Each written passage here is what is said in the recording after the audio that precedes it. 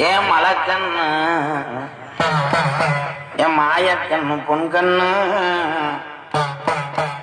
தெற்கு மரக்கதவுடா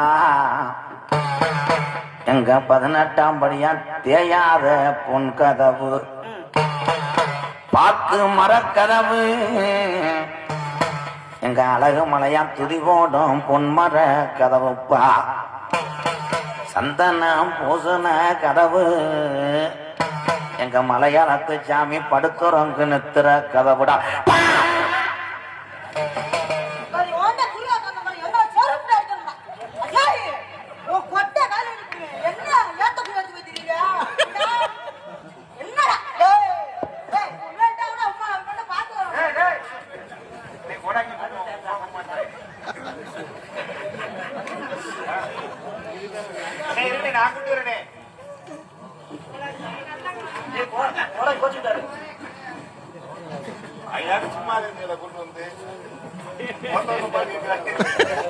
பொறுமையா வர என் பாவம் பாலமேட்டுல பானிபுரி கடை வச்சிருந்தேன். அவன் உங்களை ஓத்தாங்கம்மான்னு கேக்குறேன்.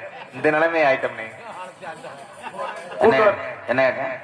உங்களை ஓத்தான்றியா? என்ன கேட்டேன்? ஓத்தான் தானே கேட்டியா? நீ போ. ஓத்தான்னு கேட்கலாமானே? போற போற நோத்தா நோத்தான்னு கேட்கிறியானே ஓயாம. தம்பி நீ போ, உன்னை வச்சு அவன் ஒரு தடவை சொன்னேன், 7 தடவை சொல்றேன்.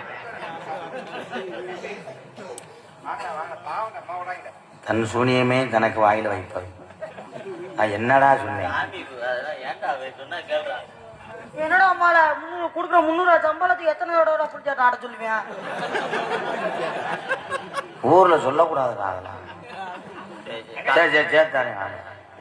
என்னால அந்த தொடை 50 கிலோ இருக்குடா, தூக்கிட்டு ஆட முடியலடா. 18 படி அழகா பாமர கட்டுல கங்கையில தலைமுழுகி எங்க ஆத்தா காவிரியில தன உணர்த்தி என் மடப்புறம் காளியாத்தா அண்ணன்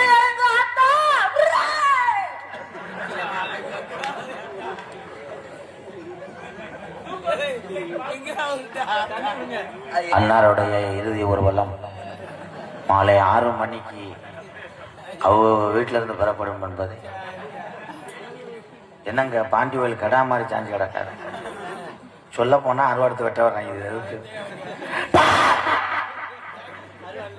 ஆடுனால அடிப்பேன், ஆளுனால அடிப்பேன். கொடுக்குற 300 ஆடிட்டு போயிருவோம். சொல்றா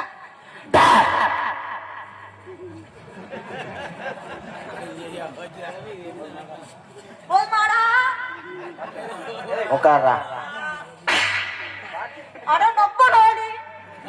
வயசுக்கு வாத்தியார் எத்தனை போடாண்டுவ? அதே சித்தப்ப என்ன பண்றது?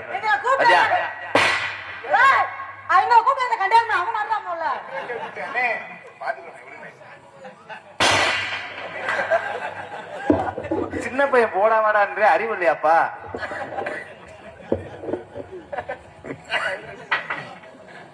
ஏன் விதி அவன் அடிச்சு வேற அவன் எதுக்குல வந்து அடிச்ச என்னைய?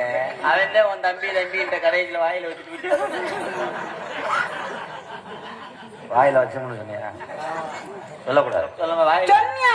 அந்த 200 எனக்கு கொடுத்துருங்க சொன்னால நான் பார்த்து எல்லாத்தையும் கேளுங்க. சொன்னியா? அவனுக்கு சம்பளம் கொடுக்காதீங்க.